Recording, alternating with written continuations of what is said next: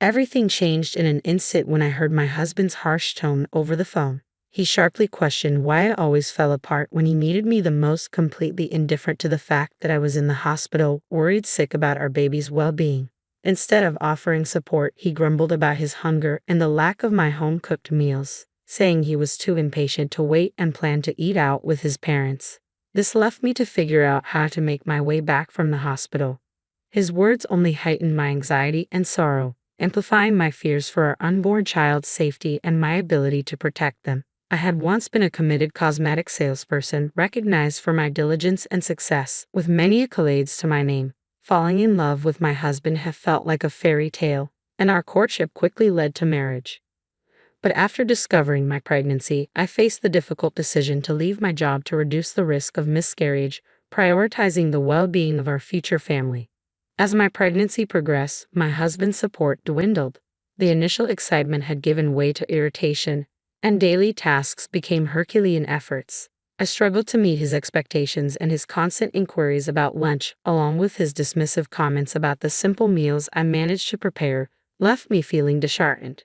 He trivialized my pregnancy challenges, refusing to acknowledge them as legitimate health concerns, which made me feel isolated and unsupported. This was a stark departure from the man I had fallen deeply in love with. He stopped attending doctor's appointments and showed little interest in the household duties that became increasingly difficult for me. Our home, once a haven of love and respect, had turned into a battleground of constant strife as I fought to safeguard both myself and our baby. Despite these trials, I clung to the hope that understanding and patience would return to our relationship. Perhaps he was just overwhelmed and stressed from mentoring a newcomer at work. I reassured myself that things might improve once the baby arrived and his workload eased. I often whispered words of encouragement to my growing belly, trying to maintain a positive outlook despite my physical discomfort and the tension at home. Unfortunately, my husband's behavior didn't improve. To make matters worse, my in-laws began dropping by unannounced, complicating everything further. They would critique the cleanliness of our home and express concern about how we would manage with the baby. Yet they still expected immediate service when it came to meals. These visits left me feeling defeated and anxious, and my husband siding with their criticisms only deepened my sense of inadequacy. One day, while heavily pregnant, I went out to buy groceries but ended up collapsing from sheer exhaustion. When I regained consciousness in the hospital, relief washed over me to hear that our baby was unharmed, but the doctor advised several days of rest. I noticed missed calls from my husband on my phone, hoping for some sign of his concern when I returned his call. Instead of comfort, his first words were sharp and accusatory. "Where have you been?" His indifference to my well-being and our baby's safety chilled me to the bone. I tried to explain. "I'm sorry. I collapsed at the store and found myself in the hospital. They had put me on IV fluids and wanted me to stay for a few days to recover." When I called my husband to explain, his response was curt and lacking any empathy. "You collapse and I'm supposed to care? Why don't you answer when I call?"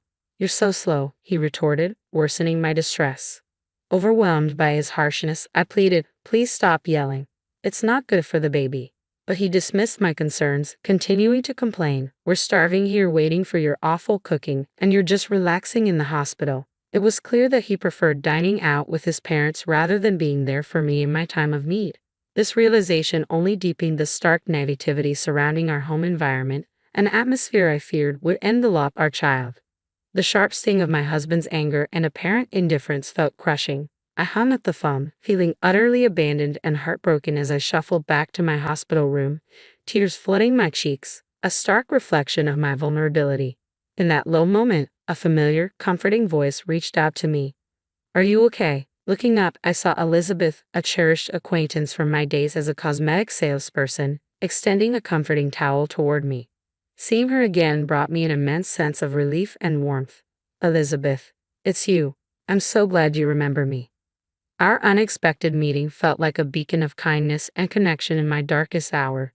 To me, Elizabeth was more than just a client. After a difficult divorce that had eroded her confidence and led her to shun makeup completely, I had approached her at the cosmetics counter one day, eager to help her rediscover some joy in self-care. The transformation wasn't just about her appearance. It revitalized her self-esteem and marked a significant step in her emotional recovery. Over time, Elizabeth became a friend rather than just a client. However, about 6 years before I resigned from my job, Elizabeth stopped visiting, and I often wondered about her whereabouts. Now, here she was, offering support when I needed it most. I had been hoping to reconnect with you, Elizabeth. I admitted I was surprised yet grateful as Elizabeth explained her absence. I'm sorry for just showing up out of the blue, she said. I've been working abroad, running a business overseas. It's been hectic and I haven't had a chance to enjoy summer or good food in ages. Her words trailed off, but her presence was a profound comfort, reminding me of the bonds that could sustain me through tough times. When Elizabeth mentioned she had just returned and sought me out, her laughter lightened the mood. Believe it or not, right after I got back, I tried to find you, she chuckled. It turned out that Elizabeth had returned with a mild health scare, a pieces, which fortunately had been caught early and was easily treatable with medication. If this had happened while I was still overseas, the treatment costs would have been astronomical, she explained. So, in a way, I'm glad it happened here. Her optimism and warm smile were infectious, lifting my spirits as we joyfully reminisced about old times. As our conversation deepened, Elizabeth's expression turned thoughtful. You don't have to talk about it if you don't want to, but you seemed quite upset earlier. What's going on? Trusting Elizabeth not just as a former client but as a genuine friend, I confided in her about my current struggles with my husband and in-laws. I'm really worried about bringing my baby into this environment. I'm afraid they'll be treated the same way I am, and without my job, the idea of living independently, especially with a child, feels daunting. To my astonishment, Elizabeth made an incredibly generous offer. I actually have an apartment you could use. I manage a few properties from a project I started with the land I inherited. It's a cozy 3-bedroom with a separate bathroom, solid roof, and good walls. It's in a safe neighborhood, close to supermarkets and a police station. You wouldn't need to pay a deposit right now, and you can start paying rent whenever you're ready. It's a really good deal. What do you think? Elizabeth's excitement and sincerity were palpable, and I couldn't help but laugh, overwhelmed by her kindness. Are you sure you can offer it at such great terms? I asked. She replied confidently, absolutely. I trust you'll take good care of the place, and I think it's important to support each other during tough times. Her gesture was a profound reminder of the goodness in the world, just when I needed it most. You're more than welcome to stay there, Elizabeth assured me with a warm, comforting smile. Her unexpected kindness felt like a beam of light in my dark times, offering not just a place to stay but also a chance for a new beginning. Overwhelmed by her generosity, I felt a glimmer of hope for the future. I gratefully accepted her offer, and a few days later, after the doctors had cleared me, I didn't return to the home I shared with my husband. Instead, I moved straight into the apartment Elizabeth had arranged for me. She had handled everything over the phone with such ease and kindness that I was left in awe. As I settled into Elizabeth's cozy and welcoming apartment, a twinge of guilt crept in for not paying rent immediately, but she brushed it off with a laugh, insisting that I shouldn't worry about it. While my husband was at work, I took the opportunity to go back to our old house to collect my belongings. The place felt strangely hollow and abandoned, mirroring the emptiness inside me. But Elizabeth's support extended far beyond just providing shelter. She connected me with a lawyer who had previously helped her, which solidified my decision to file for divorce. The lawyer was encouraging, and with each visit to the hospital confirming my baby's health, my resolve strengthened. One day, as I was leaving the hospital, my heart sank at the sight of my husband John, waiting for me. Panic set in, and despite my attempts to leave quickly, my pregnancy slowed me down. He confronted me, demanding answers about the lawyer and our new living arrangement.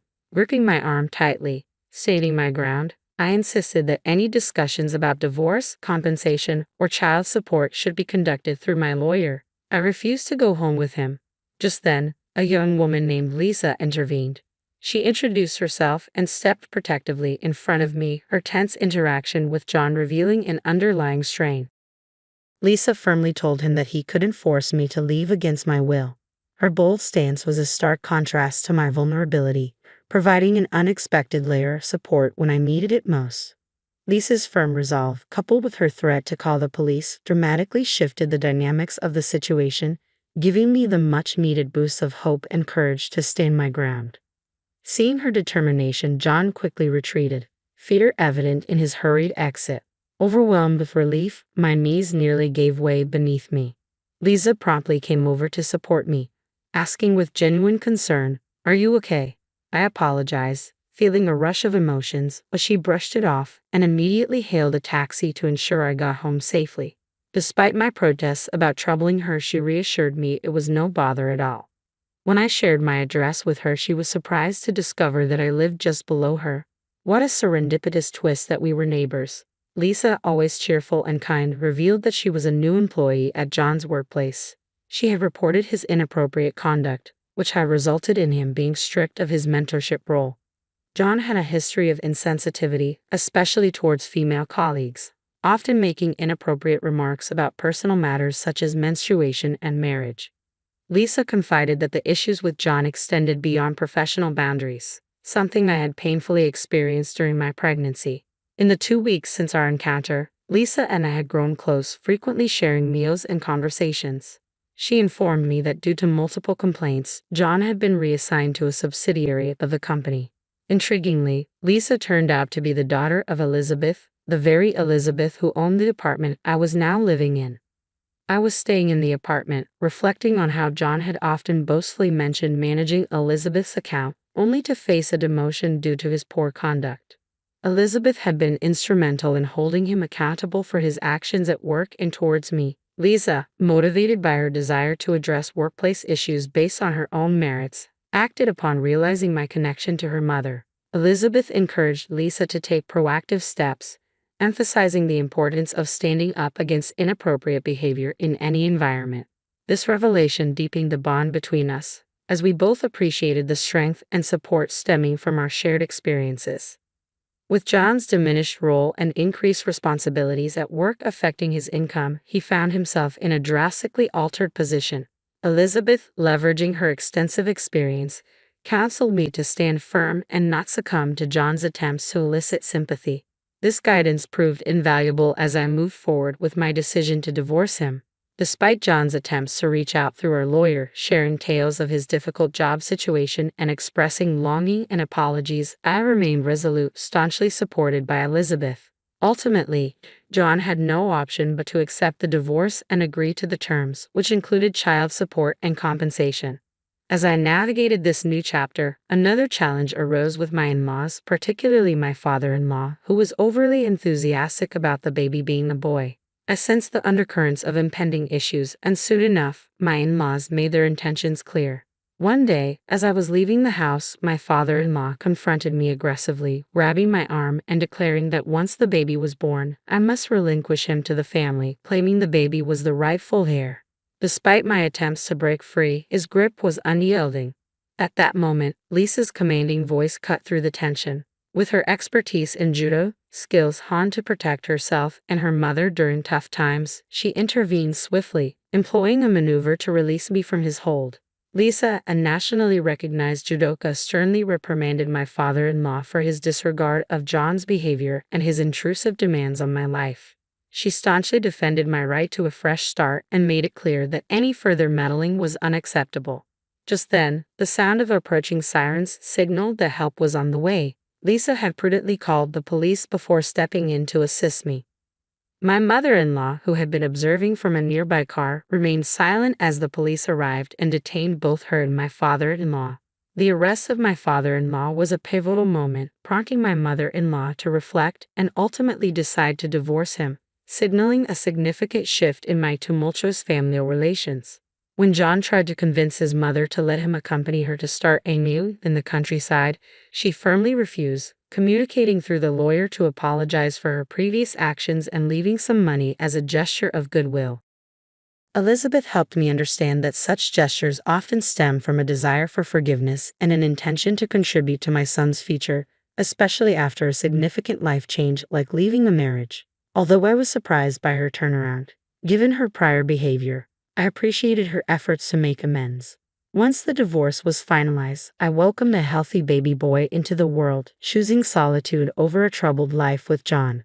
My mother-in-law moved to the countryside, while when my father-in-law was released from custody, he discovered that she had demolished their house before leaving. With nowhere else to go, he moved in with John, compounding their issues and eventually leading to John's resignation due to his tarnished reputation.